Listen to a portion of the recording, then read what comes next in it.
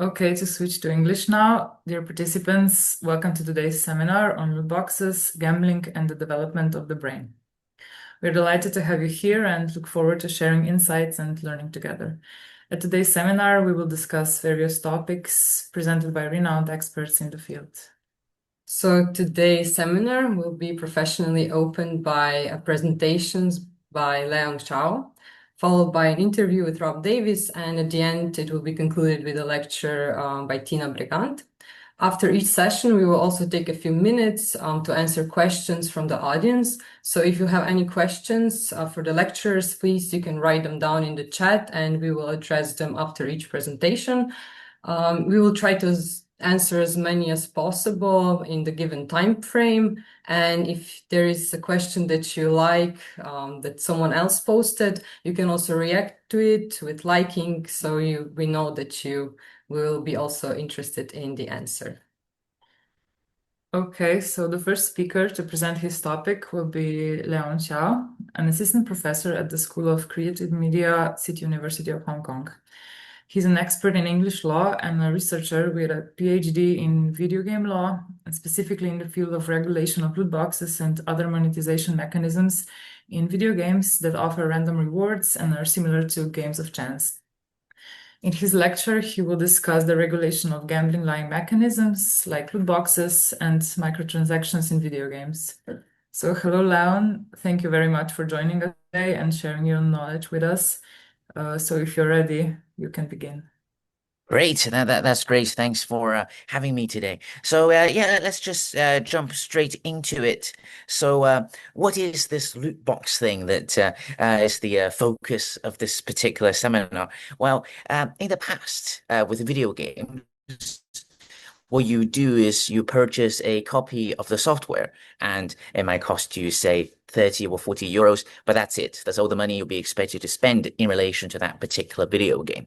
But more recently, games now offer you or players the opportunity to make purchases once you are inside the game. These are so-called in-game purchases, and loot boxes is a special category of these in-game purchases in that when the player spends money, they don't actually know exactly what they'll receive. You'll see on the right-hand side a screenshot of what it looks like to have a loot box in the game Apex Legends. And you see on the bottom right-hand corner there that the legendary items, which would be what most players are looking for, only has a 7.4% chance of being obtained. So that means the player needs to purchase this particular loot box or in-game purchase on average more than 10 times before they will have an opportunity to get one of those items. If these mechanics sound a bit like gambling, then I think many people would agree. I'm sorry, Yes. we don't see your PowerPoint presentation. Oh, okay. Let's try it again. Good, Yes. good that you told me. Please share your screen again. Share your screen again. Okay. All right, because I think it did work very briefly. It did work, yes, but we switched it beforehand. So let's do it again. All right. Okay, let's try again. Yes, because it also disappeared on my side. Let's see. There we go. How's that? Thank you. Can you see it all right? Yes, we see it now. Thank you. Okay, excellent. All right, then I'll move on from there. But yes, these mechanics are gambling-like because the player doesn't know what they'll get when they spend money, and these have been quite controversial and subject to quite a bit of regulatory scrutiny around the world, which we'll go into in a little bit. But first, let me just show you a video of what it looks like to open a loot box in the game that I just showed you. I'll ask you to focus on the audio and visual effects.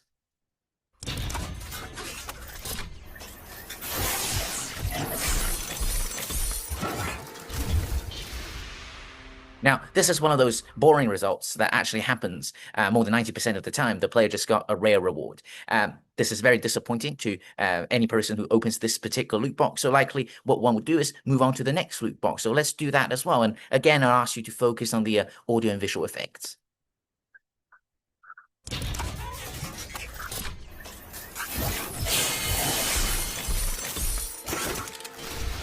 Now you're see this is one of those legendary rewards that only appears 7.4% of the time. And as you would have observed, the music was louder, the audio effects were more exciting. We don't know whether or not these necessarily encourage people to spend more money, but we can certainly see video game companies implementing them. I'll just show you one more example, and the video should be self-explanatory. Needs to go through. Here we go. What's it going to be? Scavenger again, maybe? Oh, no! Rune! Oh, we got the scavenger helmet. We're getting the friggin' scavenger set here. Again, that doesn't look all that bad. Now, this is one of those loot boxes that actually implemented what's called a near miss effect, in that it showed the player having very nearly won the very rare and very valuable reward, but then it went over to the next thing, and the next thing was not valuable at all. In traditional gambling context, we know that causes people to feel as if they actually experienced the win, encouraging further participation in gambling. We don't know whether necessarily it works in the loot box context, but we can certainly see it being implemented, even though in traditional gambling context, that sort of visual representation would not be allowed in the UK for a gambling machine, for example. Now, how prevalent are these mechanics in video games today? On mobile platforms, we're looking at more than 80% of video games, the most popular ones, containing these mechanics in Western countries. The prevalence rate is even higher in Asian countries. We're looking at more than 90% and nearly all games having these mechanics. And this is on the mobile platform. If we move instead to look at the PC or console platforms, so we're thinking about the Nintendo Switch, the Xboxes, and the laptops and the home computers, we're looking at a lower prevalence rate of loot boxes. But these mechanics are available in some of the most popular games on those platforms. So examples would be Counter-Strike or what used to be the FIFA football simulation games. It's now called the EAFC series. We're also raising awareness of these mechanics that players refer to as gacha mechanics. You'll see with these mechanics, no virtual container is necessarily being open to get random rewards, but they work on the same principle. The player spending money in exchange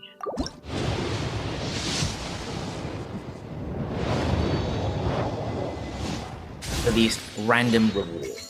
Now, how much money is involved with loot boxes around the world? We've had these analytics companies come up with these data saying that this year more than 20 billion US dollars will be spent on these mechanics. But honestly, we don't know how they came to these figures. But what we do know more reliably are these figures that game companies themselves have reported. And Electronic Arts, this is one of the company that does those football simulation games, the EAFC or the FIFA series. In just one financial year, they generated 1.6 billion US dollars from those loot boxes in those sports simulation games. So we know certainly a lot of money is being spent on these mechanics.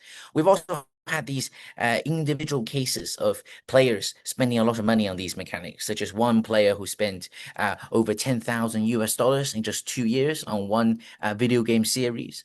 A lot of the time, we're also looking at cases where young people have spent money, their parents' money, without permission.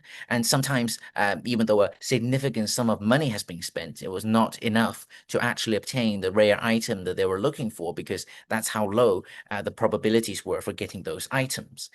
This issue also affects the world, really. It's not just something that the English-speaking Western countries are affected by, but you're looking at cases in Singapore, cases in Asia, and beyond, where people are spending a lot of money on these mechanics. How often are people engaging with these mechanics? This varies very greatly depending on the demographics that you're looking for. I think that makes perfect sense. And I think it also differs somewhat because of how various studies ask this question in very different ways. But generally, we've had reports from the Spanish gambling regulator. We've had reports from a Northern Irish department that suggested that about 20% of teenagers are spending real money on these loot boxes, and that's broken down to be about 10% amongst girls and 30% amongst boys. However, I am slightly concerned that the girls might be underreporting their participation because their version of these mechanics would probably be more like the gacha mechanic rather than the loot boxes, the very obvious boxes that the boys might be opening in their sports simulation games, for example. Among people who are older, we have a much lower participation rate, less than 3%. But again, I'm quite concerned that these rates have been produced because there was underreporting, because some of the most popular games on these mobile phone platforms are such as this bingo game. These games are not played by young people. These games are played by older people. But when people engage with these games, I'm not sure that they are appreciating that they have spent real money on something that is randomized inside a video game that is gambling-like. Similarly, another popular game would be this merging game where you're putting things together and then they become a different thing, two of the same things. And the core gameplay of this game involves getting random items out of boxes, and you can spend money to get these random items. And some of the rare items are more valuable, but they're less likely to be obtained. Again, these games I do not think are being played by young people, but by older people, but they may not appreciate that they're engaging with loot boxes per se. So what are the potential harms or the concerns associated with loot boxes? Firstly, there is this very obvious structural similarity between loot boxes and gambling. If you go up to someone on the street and you describe to them what a loot box is, and you ask them, does this seem or feel like gambling to you, you'll probably get them to say yes, because it passes the duck test. Again, we're also concerned about the implementation of these potential decision-making biases and fallacies that I showed you at the start, such as the near-miss effect in relation to loot boxes that may be causing people to make purchasing decisions that's not completely informed or rational. And finally, there is this scientifically proven link and very well replicated link across different countries that there is a positive correlation between spending money on loot boxes and experiencing gambling problems. So more specifically, there is this finding that the more severe a participant's problem gambling was, the more money that they spent on loot boxes. These are cross-sectional studies, so there's nothing to be said about possible causation. But what is important to emphasize here is it appears that a vulnerable part of the population, those experiencing gambling problems, are spending more money on loot boxes. We can't say anything about loot boxes causing people to develop gambling problems yet, but that is the concern that we have here. And more recently, we've had these longitudinal studies that have actually looked at the same group of people 6 months apart. And what has been found is that young people who spent money on loot boxes were more likely to participate in traditional gambling 6 months later, and also spend more money on traditional gambling 6 months later. Again, there is nothing to be said about buying loot boxes causing those young people to do that. However, it does seem that both of these products, loot boxes on one hand and traditional gambling on the other, are attractive to the same demographic. Now, this is a bit more scientific and number focused, but just how strong is this correlation between spending money on loot boxes and problem gambling? And this is just a representation of the effect size of rho. And with loot box spending and problem gambling, we're looking at a rho of about 0.26 or is deemed to be something that would be meaningful and something that would require us to look a bit further into it. We've also had studies that found that this effect to be even stronger. This is possible depending on how you've what your survey participants might be. And I'm also very often asked that what about other types of spending in video games? So if we look at spending on video games that's not randomized and whether or not that's linked to problem gambling, you're looking at an effect size that is significantly weaker, about 0.11 row if we convert the relevant effect size. And also I'm asked about these physical gambling-like products. So we're thinking about the card packs. You can see one on the right-hand side, so physical products from which you can get random rewards that are worth real-world money. And on the left-hand side, you see one of those more recently popular blind boxes from which you can get these Labubus. These are also gambling-like products, and they also appear to be correlated with problem gambling, albeit more weakly than with loot boxes. I raise awareness of these because, for example, with the Labubus, there is a very small chance, usually 1 out of 144 boxes, that you will get a very rare version of the Labubu. And you do have people who are spending money trying to. What about the practical implications of loot box engagement? We've had quite mixed results from the literature, with some finding that loot boxes appear to be disproportionately purchased by people who are psychologically distressed and vulnerable. We've also had other studies that found no associations between spending money on loot boxes and either mental well-being or psychological distress. And this does seem to depend how you analyze the data. The most recent research has found that if you normalize people by their disposable income, you do see an association between spending money on loot boxes and experiencing psychological distress. Now, I think that's as much psychology as I would like to do. And let's move on to the main focus, which is how these mechanics are regulated or not regulated across the world. Because quite interestingly, this despite being a rather novel product, has actually faced a good amount of regulatory scrutiny all around the world and has been subject to some regulation. Now, this is a slight oversimplification of how gambling is regulated across the world, but generally, with the gambling laws of most countries, you have these 3 different elements. We are not really concerned about the first 2 elements, then being one, that the person engaging with the activity must invest real world money, and secondly, that there is some sort of randomization going on. Both of these are satisfied with loot boxes. What we're stuck on is this 3rd element, which requires that what you get from this activity has to be either real money or something that is worth real world money, in the sense that you can transfer it between people so that it can be sold for money.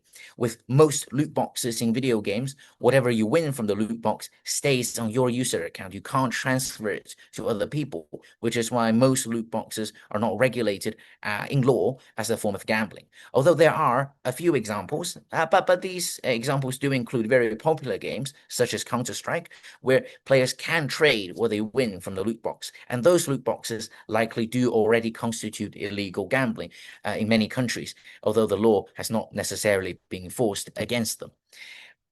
So, because gambling law can't really deal with most of the concerns associated with loot boxes across the world, we've had countries try a variety of different approaches, and we'll use the rest of our time to go through 4 of the more obvious examples. The first being a restriction on access, so just banning loot boxes.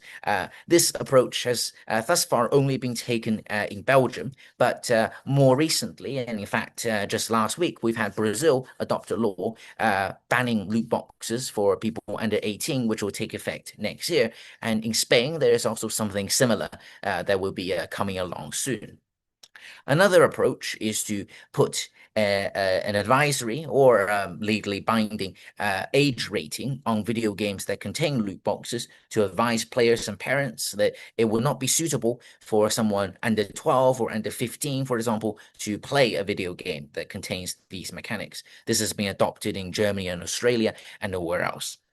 Another approach is to just provide more information and more transparency to players, which might help them to make a more informed purchasing decision. So we're looking at these so-called probability disclosures that tell players what are their likelihoods of getting the very rare items. And this approach is actually being adopted quite globally, either through a specific piece of regulation or by enforcing pre-existing consumer law.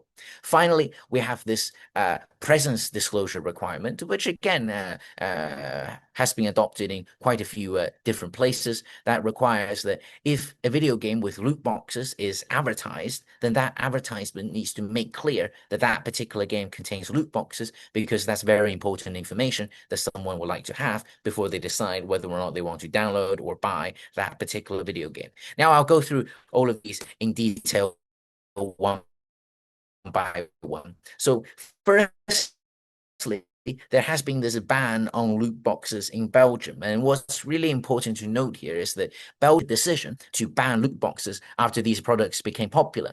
Instead, it just so happened that the Belgium's gambling law is very widely defined. So unlike what I showed you at the start with the three elements, the legal elements for gambling in Belgium is different. All that is required is that the player experiences some sort of win or loss, and it does not necessarily need to be monetary.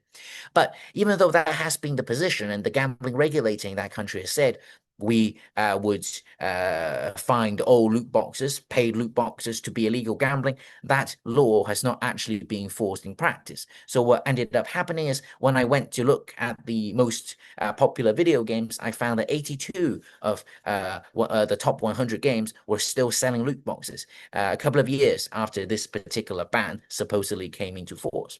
And more recently, we've also found that video game companies are advertising their video games with loot boxes.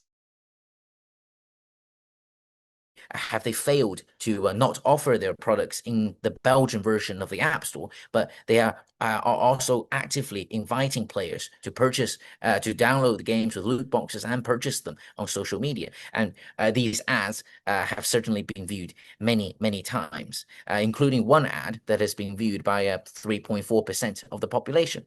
And this has been really cool because this has really only been made possible because of a new piece of European law, the Digital Services Act, which of course also applies to Slovenia, that allows us to look at exactly what an ad decided to target, who it decided to target, and in fact, who it eventually reached. I'll speak a bit more about it later, but you can see that some ads did in fact correctly exclude Belgium from being advertised too. However, these are the far and few exceptions. Most games simply did nothing to try to exclude Belgium from being advertised to. Now, then the second measure that I mentioned is this approach to say that a game containing loot boxes must be given an age rating that is at least 12 plus or 15 plus.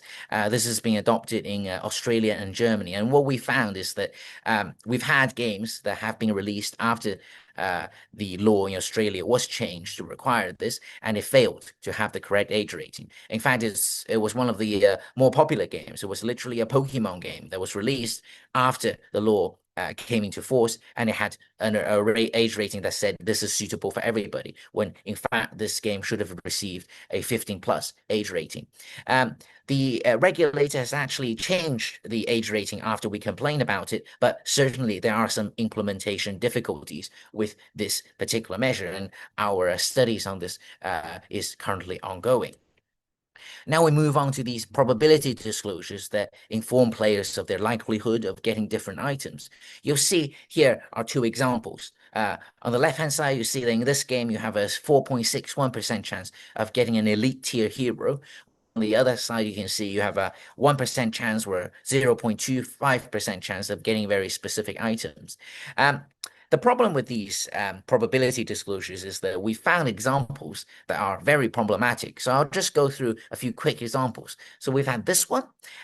This does not add up to 100%. 96% plus 1.8% plus 1.8% does not equal 100%. We're missing 0.4%, and we don't know what happens at 0.4% of the time.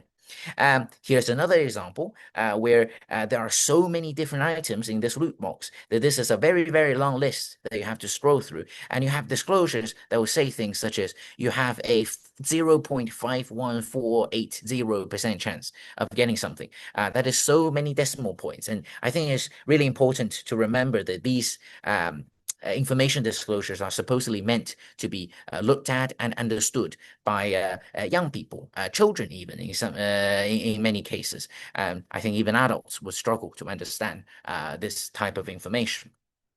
We've also had examples like this, which disclose some sort of mathematical formula that says that to calculate your probability of getting different items, you need to divide 1 million by the amount of soul stones to the 1.5 power, and then you have to find your probabilities from the table below and insert that back up. I don't even know how to calculate 1.5 power without a calculator, but this is something that the company apparently thought was sufficient.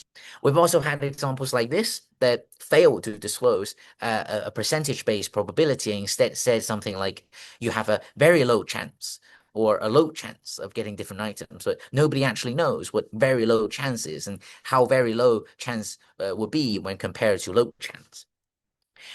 You've also had this example,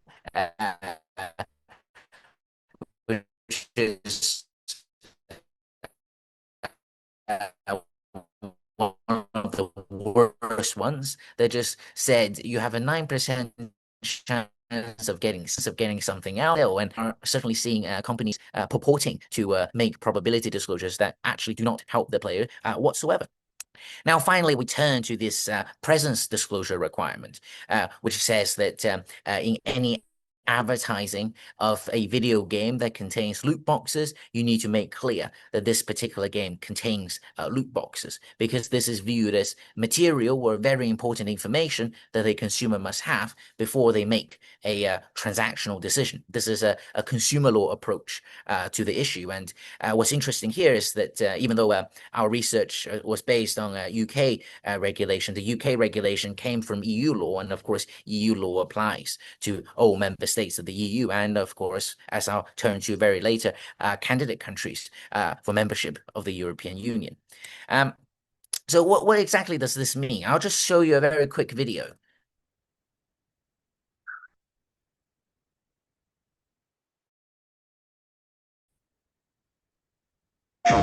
So you would have seen at the very start of this video, there was this very quick pop-up that said in-game purchases include random items. This would be one of those presence disclosures. This would be another example.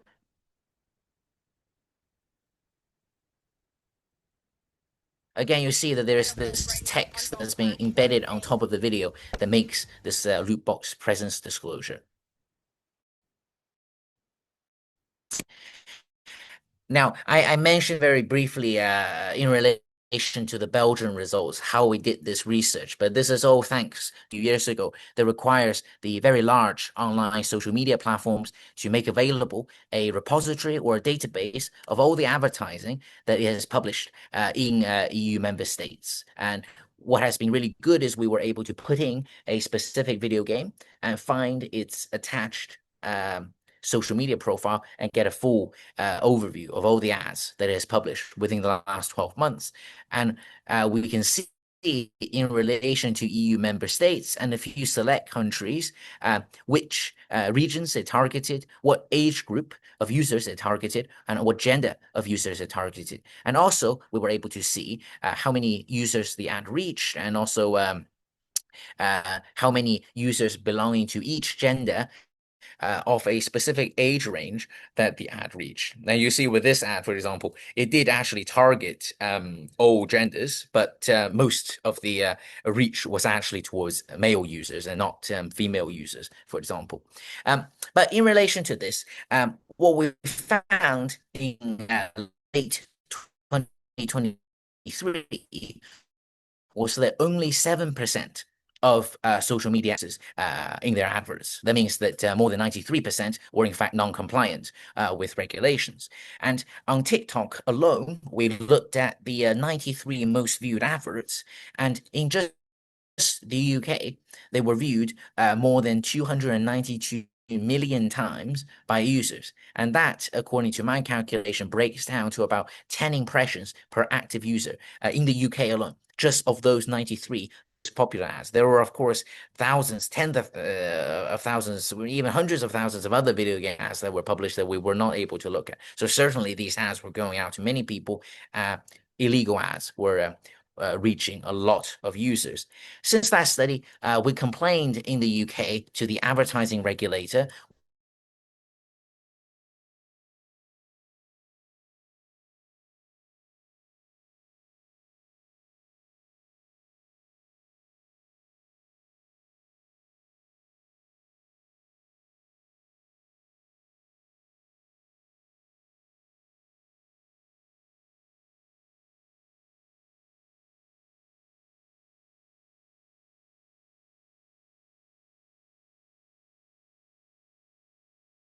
Yep, sorry about that. I think my internet disconnected. Let me just very quickly get back in. So yes, I was just saying that we complained in the UK to the advertising regulator, which upheld that it is indeed not allowed to advertise without disclosing the presence of loot boxes. And we were very fortunate to have had these features in the media, thanks to Rob, who will be speaking just after me, that it would be, this is something that is prohibited. We thought that these sort of media features might encourage companies to comply better with the rules. We've even had one BBC journalist who decided to replicate our research method to come up in the end with the same result, that there was high non-compliance with this particular rule.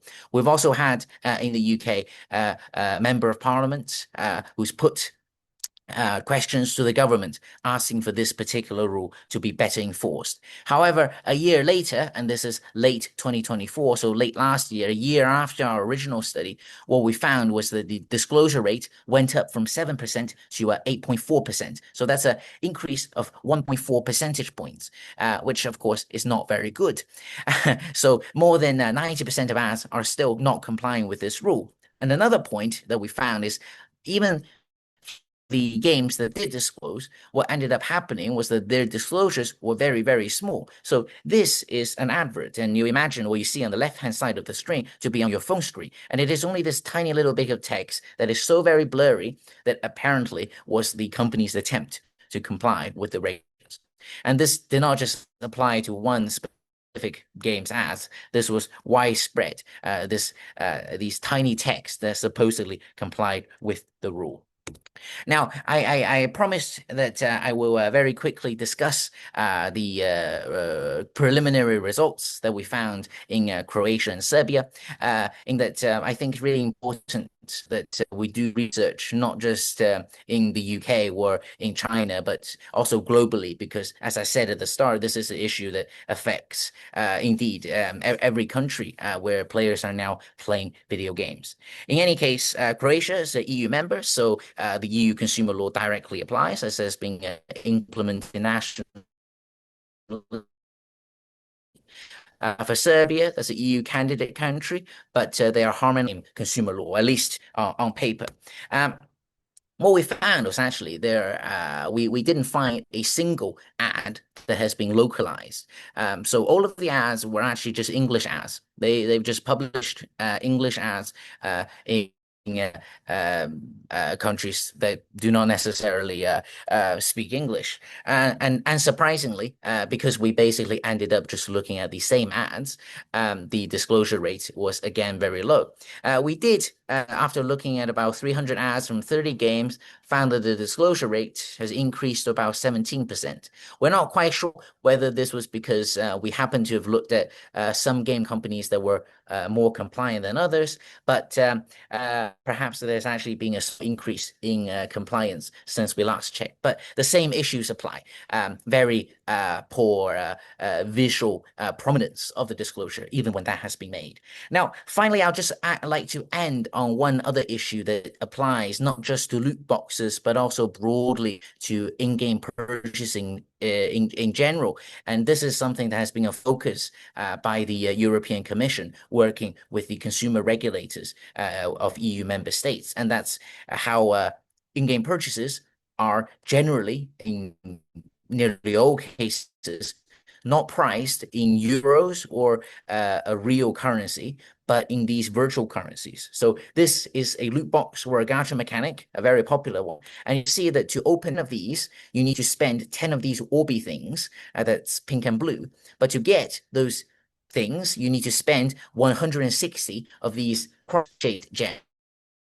Those you need to these Genesis crystals and redeem those one-to-one to get those. And so what ends up happening is that if you want to purchase a loot box in this particular video game, you actually need to go through 4 different currencies.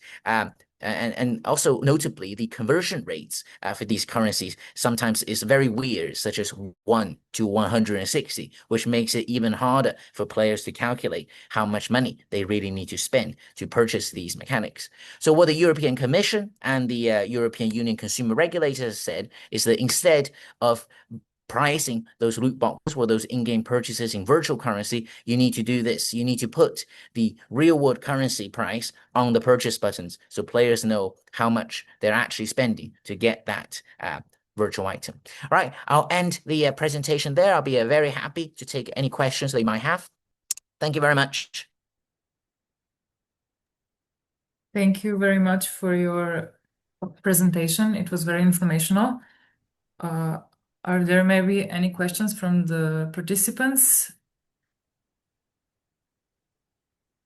So if there are not, you can still write them in the chat, but if there are not, maybe I have a question. So when we speak about regulations, are there any models of regulation or of industry that you would find promising? Or if I ask you differently, if you were advising a Yes. country that that they are now drafting new gambling legislation, what are some must-do principles that they would have to do? Yeah, sure, absolutely. So I think unfortunately across the world we are seeing very poor implementation of video game policy. But I would say some good examples you can see in Asia. So South Korea, for example, adopted the probability disclosure requirement with a new piece of law from 2024. And what they had was one very dedicated specialist regulator who is just for video games that actually actively monitors whether the most popular games are complying, and when they are found to have not been complying, sending them requests to change their game design so that they can become compliant. And also, they have been referring the really problematic cases to the ministry that's in charge of the issue, and the ministry can hand down these corrective orders they have not complied with, would force the game to be removed from the South Korean market. So what I would say here is you need to have rules that are not just a rule that you've written down as a law, but you actually need to make sure that compliance with that rule is monitored after the law has come into force, and the law is properly enforced so that those who are breaking the rules are going to be punished. Because, of course, it's also unfair towards companies that did follow the rules if the companies are not following the rules are just able to get away with it.